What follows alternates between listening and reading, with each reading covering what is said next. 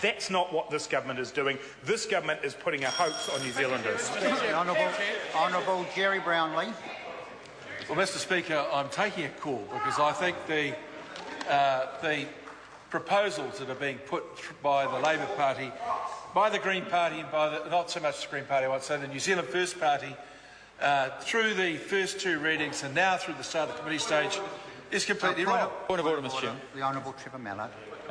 Mr Chairman, the rules around the committee stages of debate are very clear, and that is that it is a debate to debate that particular part of the bill, and so there have been no proposals put by New Zealand First or by the Green Party in the committee stages because they haven't even had a call yet.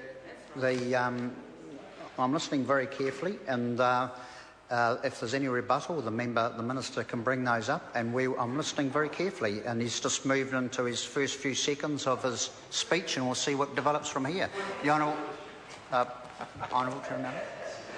Mr Chairman, are you ruling that a minister in the chair can rebut second reading and first reading debate during the committee stage? No, I'm saying here that the minister is making some initial comments, and that's where we're taking it from.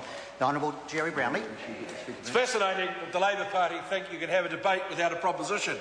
Mr Speaker, Grant Robertson is completely wrong asserting that this move is all about the budget and how it looks in years ahead. I want to take members back to the regulatory impact statement that they've all been provided, and I want them to look at their own history from the 1st of January 2002, where there were rate increases on the both the petrol excise levy and the RUC from the Labour Party. And they had this sort of lumpy approach where they'd simply put the rates up when they thought they could get away with it. And so they would have a 2.8% increase, followed by no increase for 2 years, then whack the public about with a 13.8% increase. That was on top of the 2 years before where it was 8.4%, and then sort of sneak around letting the fund run down to the bottom so that you couldn't do anything with 1.7 or 1.5. What we've tried to do is to get over this sort of lumpiness. So they've gone from 1.5 to 7.1 and then 6.6 and then nothing. What we've tried to do is say to New Zealanders right up front, the cost of the roading network is one that is borne by the people who are actually using the roads. Well, now he wants to deny that the 2008 budget had anything to do with Labor. That's not the case, Mr Mallard. No wonder they're in trouble. They can't even read Crown accounts. Mr Speaker, I think that this mock outrage from Labor is exactly what it is, mock outrage. The idea that they're going to somehow sail into government and then not put on road user charges, not put on excise tax, is utter rubbish. What we've honestly said to New Zealanders is that here is a program, we're getting it done, and these are the costs that are involved in it. Right up front, not this sneaky year-by-year thing, getting away with what you think you can, a whole program that runs out for 3 years. And Mr Speaker, this idea too that it's all going into these roads of national significance, great that they are, is wrong. There is a lot of money going into public transport, a lot of money going into local roads. All of those things are happening. It doesn't suit Phil Twyford's rhetoric when he's talking to people in Auckland. He's actually bought into the idea that there is somehow a massive business case acceptable for the Auckland Rail Loop right now.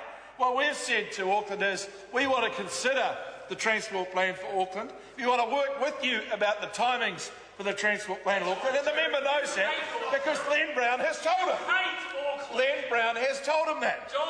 And we need to make it very clear that Auckland is the most important city in New Zealand. No doubt about that, it is an important place, but it's not the only city, and we do need to spend in other parts. And the member can sit there saying that his good friend John Campbell, that well-known acolyte of the Labour Party, has somehow got me into a tricky position. I'm not aware of that. I find him an absolutely fair man, to be honest. Absolutely fair. Absolutely fair. The fact that he mixes with people like Phil Twyford is something that worries me, but I'm not going to make too many more comments about that, because I want to come back to this Part 1. What Part 1 does is effectively say to New Zealanders, the roads you run on are becoming more efficient, the vehicles you run in are becoming more efficient. We do need to fund these roads, and here is a proposal for doing it. Mr Speaker, the cost of this will raise the price for a motorist by about $45 a year in the first year.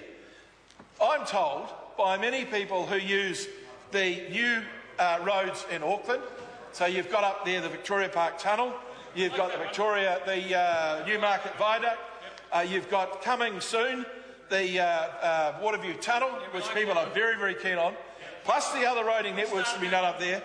Some people are telling me they're saving up to 20 minutes a day in their land transport journey. 20 minutes. Now you price that out, looking at what those savings mean, and they are extraordinarily large. Extraordinarily large, Mr Speaker. Mr Speaker, those savings, Mr Speaker. Honourable Jerry Brown. Mr Speaker, those savings are in excess of $250 a year for some of those people. Shame about the Kapiti Expressway. When it comes to issues like the Southern Expressway in Christchurch, people tell me it's saving at least 10 minutes a day on their trip. That's having a very big financial impact on that city. And you say to yourself, well, what do we do if we take the horse and cart approach? What do we say we're just going to put out rail networks forever?